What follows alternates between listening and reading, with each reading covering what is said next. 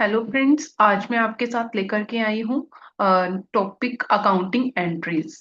तो इसके अंदर हम डिस्कस करेंगे what are the accounting entries and what are the journal entries and what are the rules to record the journal entries.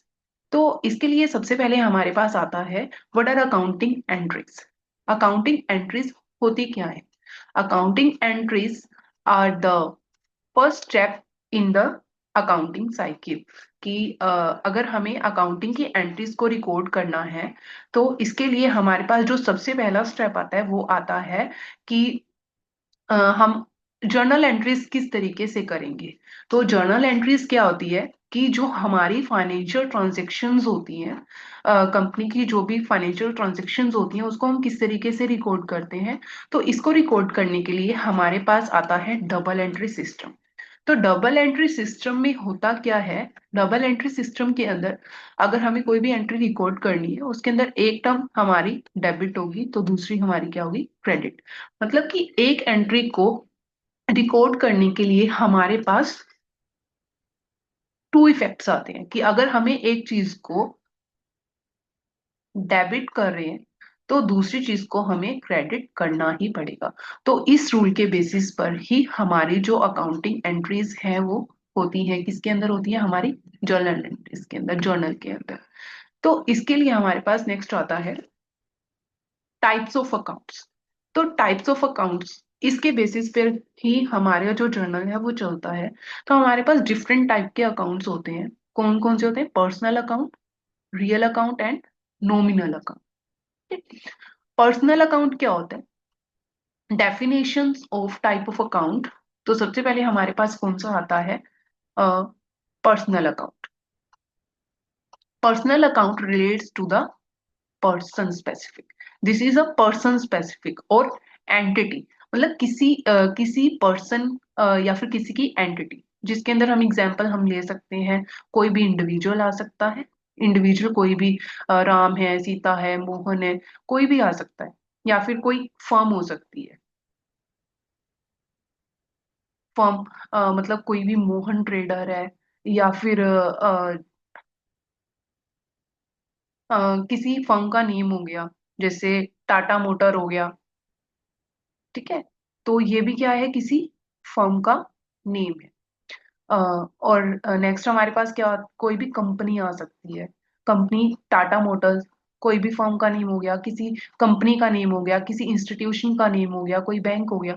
तो ये इन सभी के जो भी अकाउंट्स मेंटेन होते हैं वो किसके रूल के बेसिस पर होते हैं? हमारे पर्सनल अकाउंट के बेसिस पर होते हैं।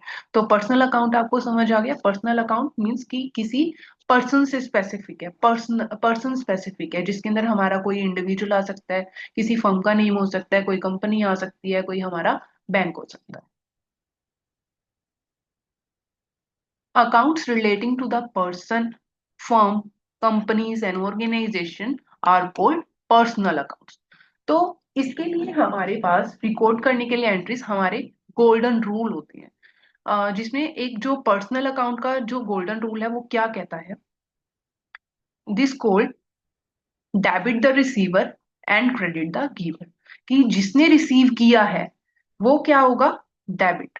एंड जो देगा, जो गिवर होगा, उसको हम क्या करेंगे? Credit.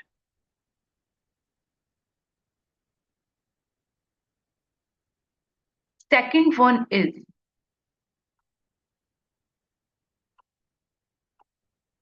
Real account. Real account का मतलब क्या होता है? Real accounts related to the assets and properties. जो हमारा बिजनेस है उसके अंदर हमारी एसेट्स होंगी, हमारी प्रॉपर्टीज होंगी जो बिजनेस की खुद की होती है। और वो टेंजिबल भी हो सकते हैं, इनटेंजिबल भी। टेंजिबल का मतलब क्या होता है? Tangible which we can see, which we can touch. And intangible which we cannot touch.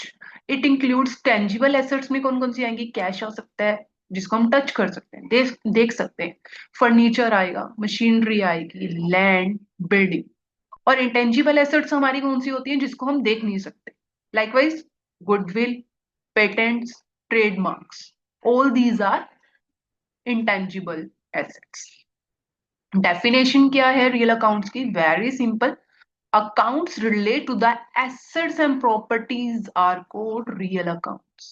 तो जैसे हमारे पास पर्सनल अकाउंट के अंदर एक गोल्डन रूल था, likewise we have a golden rule with the real account, कि हमें रियल अकाउंट से रिलेटेड जो भी हमें ट्रांजेक्शन्स को रिकॉर्ड करना है जर्नल एंट्रीज के अंदर, तो उसके लिए हमारे पास गोल्डन रूल क्या कहता है, debit what comes in and credit what goes out. कि जो भी हमारे पास एसेट आ रही है, मान लो हमारे पास कैश आ रहा है, तो हम कैश को क्या करेंगे, डेबिट, ठीक है। And credit what goes out, अगर मान लो कि फर्नीचर जा रहा है, that will be credit. It all depends on entries and questions, okay. But हमारे जो रूल रहेंगे वो फिक्स रहेंगे। रियल अकाउंट का हमारा रूल क्या कहता है, debit what comes in and credit what goes out.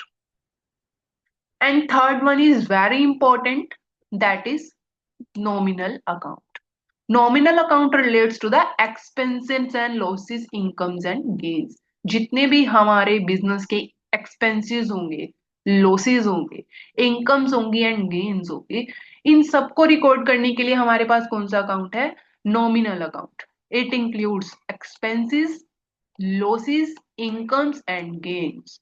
Expenses includes salary, rent, electricity, wages. And losses includes bad debts, loss by fire, या फिर हमें कोई इनकम हो रही है, कमीशन मिल रहा है कहीं से, इंटरेस्ट मिल रहा है, प्रॉफिट हो रहा है हमें कोई भी एसेट सेल करने पे।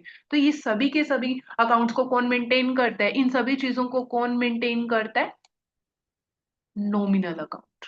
इसकी डेफिनेशन क्या है, accounts relating to expenses, losses, income and gains are called nominal accounts. Golden rule क्या कहता है, debit all the expenses and losses and credit all incomes and gains. जितने भी एक्सपेंसेस और लॉसेस होंगे उन सबको हमें क्या करना है, डेबिट, एंड जो भी हमारी इनकम एंड गेन्स होगी उनको हमें क्या करना है, क्रेडिट। तो जो भी हमारा जो पूरा का पूरा जो अकाउंट है वो किसके ऊपर डिपेंड करता है, वो हमारे इन तीनों गोल्डन रूल के ऊपर डिपेंड करता है। तो फर्स्ट वन हमारा क्या था, debit the receiver and credit the giver. And second one, debit what comes in and credit what goes out. And last one हमारा नॉमिनल नॉमिनल अकाउंट क्या कहता है, debit all the expenses and losses and credit all the income and gains. तो ये तीनों account, hope है कि आपको इन तीनों अकाउंट को काफी अच्छे से समझ आया होगा। तो नेक्स्ट वीडियो में आपके लिए मैं लेकर के आऊंगी इनसे रिलेटेड क्वेश्चंस, ताकि आपको और अच्छे से जो कंसेप्ट है वो क्लियर होंगे। होप है आपको मेरी ये वीडियो पसंद आई हो। तो इसके लिए please like share and comment जरूर कीजिएगा एंड सब्सक्राइब माय चैनल मानिया कॉमर्स क्लासेस। Thank you.